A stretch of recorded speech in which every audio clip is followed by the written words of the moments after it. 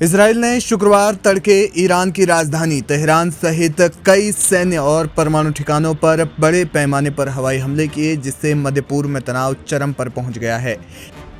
इस हमले में ईरान के कई शीर्ष सैन्य कमांडरों और परमाणु वैज्ञानिकों के मारे जाने की पुष्टि हुई है, जिसने ईरान के रक्षा और परमाणु कार्यक्रम को गंभीर झटका दिया है।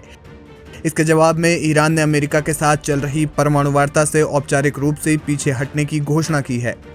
जी हां, ईरान के परमाणु वार्ता के पीछे हटने से मिडिल ईस्ट में युद्ध की आशंका और गहरा गई है।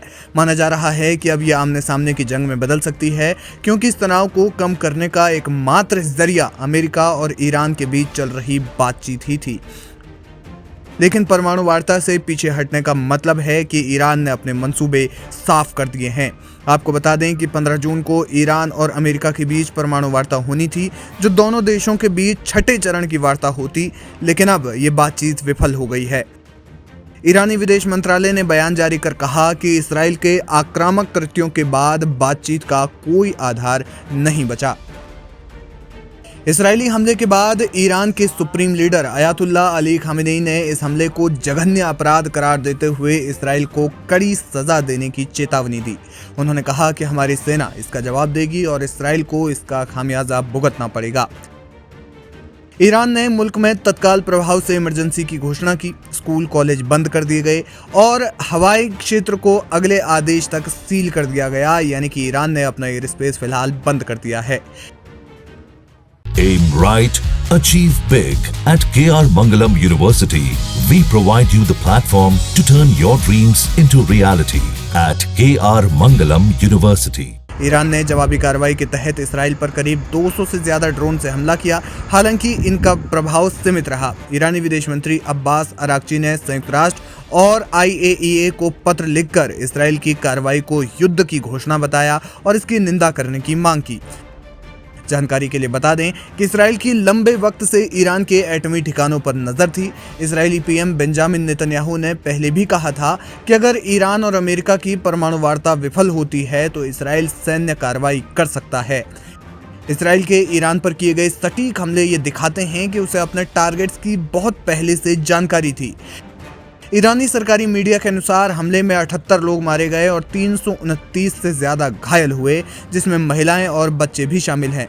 मृतकों में इस्लामिक रेवोल्यूशनरी गार्ड कॉर्प्स यानी पासदारान इस्लाम के कमांडर मेजर जनरल हुसैन सलामी, ईरानी सशस्त्र बलों के chief of staff major general Mohammad Bagheri और 6 प्रमुख परमाणु वैज्ञानिक शामिल हैं, जिनमें ईरान के परमाणु ऊर्जा संगठन के पूर्व प्रमुख डॉक्टर फेरेयुद्दीन अब्बासी भी शामिल थे। नतांज परमाणु संयंत्र, जो कि ईरान के यूरेनियम संवर्धन का प्रमुख केंद्र है, उसको भी भारी नुकसान पहुंचा है। अंतर्राष्ट्रीय परमाणु ऊर्जा एजेंसी यानी IAEA ने पुष्टि की कि नतांज सुविधा पर हमला हुआ, जिससे ईरान का परमाणु कार्यक्रम कई महीनों या कई सालों तक पीछे जा सकता है। जानकार मानते हैं कि इसराइल के मिलिट्री ऑपरेशन ने मिडिल ईस्ट में पहले से ही फैले तनाव को और ज्यादा भड़का दिया है। ईरान काउंटर अटैक करेगा और यह अटैक कितना घातक होगा, किस कदर होगा और फिर दोनों देशों के बीच हालात क्या होंगे, ये देखना अब बेहद अहम होगा।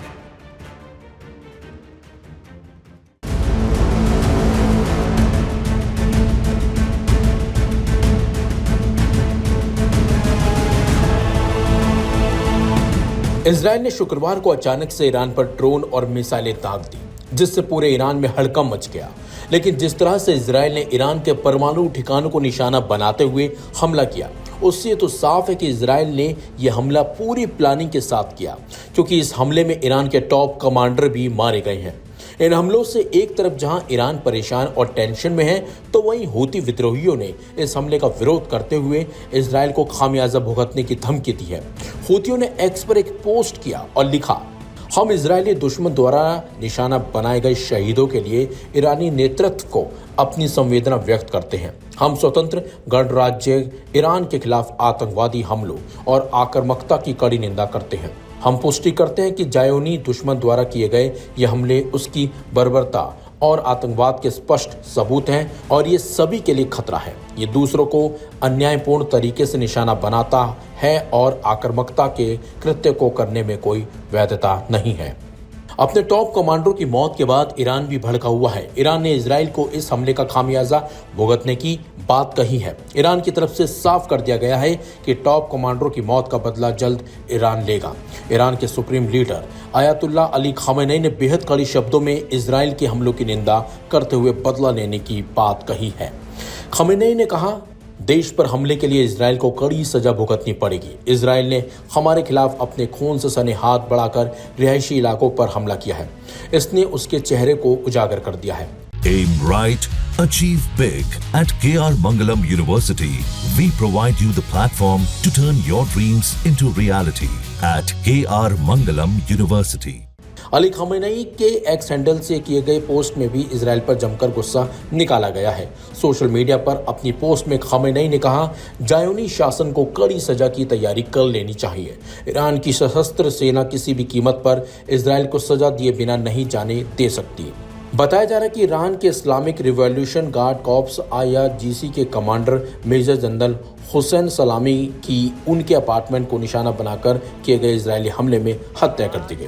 तेहरान में भी खत्म अल अनबिया सेंट्रल के हेडक्वार्टर के commander major general Gholam Ali Rashid को हमले में मार डाला गया। ईरानी सेना के चीफ जनरल मोहम्मद बागेरी भी इजराइल के हमले में मारे गए हैं, जो ईरान के लिए एक बड़ा झटका है।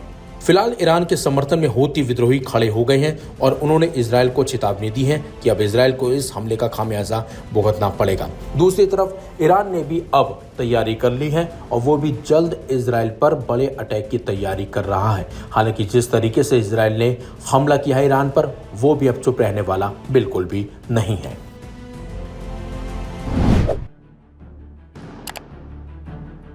ईरान के सुप्रीम लीडर, जिन्हें वहां रहबरे मुअज्जम कहा जाता है, इमाम सैयद आयतुल्लाह अली खामेनी ने शुक्रवार सुबह ईरान पर हुए इस्राएली हमलों को बेहद दर्दनाक और भयानक बताया है। इस्लामिक रेवोल्यूशन के लीडर ने कहा कि इस्राएली रिजीम ने ईरान को घाव दिया है और आधी रात को मारा है।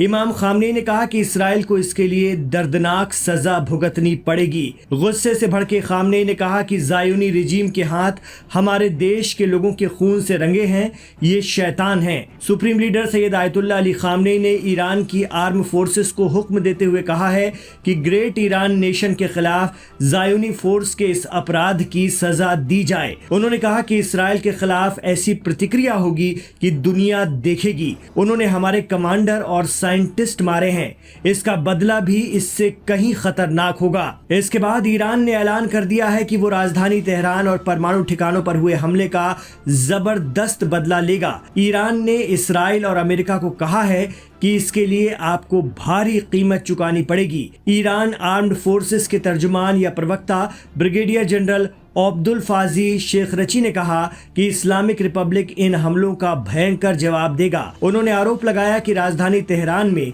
रिहायशी इलाकों को टारगेट करके हमला किया गया है। ईरान ने आरोप लगा दिया कि अमेरिका के सपोर्ट से इस्राएल ने ये हमले अंजाम दिए हैं। ईरानी आर्म फोर्स ने इस बात की तस्दीक भी कर दी है कि इस्राएल के हमलों से राजधानी तेहरान में इमारतों और अलग अलग जगह पर काफ़ी जानें गई हैं। चश्मदीद बता रहे हैं कि राजधानी में महिलाओं और बच्चों की लाशें यहाँ वहाँ बिखरी देखी गईं। Aim right, achieve big. At KR Mangalam University, we provide you the platform to turn your dreams into reality. At KR Mangalam University. वहीं इसराइल कह रहा है कि हाल के वर्षों में कट्टरपंथी ईरानी शासन ने इसराइल राज्य के विनाश को केवल एक आदर्श ही नहीं बल्कि एक अनिवार्य आदेश के रूप में अपनाया। इस शासन के नेताओं ने बार बार सार्वजनिक रूप से और स्पष्ट तौर पर इसराइल के विनाश की मांग की। इसराइल का आरोप है कि ईरान विश्व का सबसे बड़ा राज्य प्रायोजित आतंकवाद समर्थक देश है और कई सालों से ईरानी शासन ने अपने घोषित उद्देश्य इसराइल के विनाश को लागू करने के लिए बड़े पैमाने पर सैन्य निर्माण में निवेश किया। इसराइल का कहना है कि ईरान का शासन एक व्यापक और गुप्त परमाणु हथियार कार्यक्रम को बढ़ावा दे रहा है, जबकि विश्व से धोखाधड़ीपूर्ण तरीके से बातचीत करता है और कूटनीतिक प्रयासों का दुरुपयोग कर रहा है।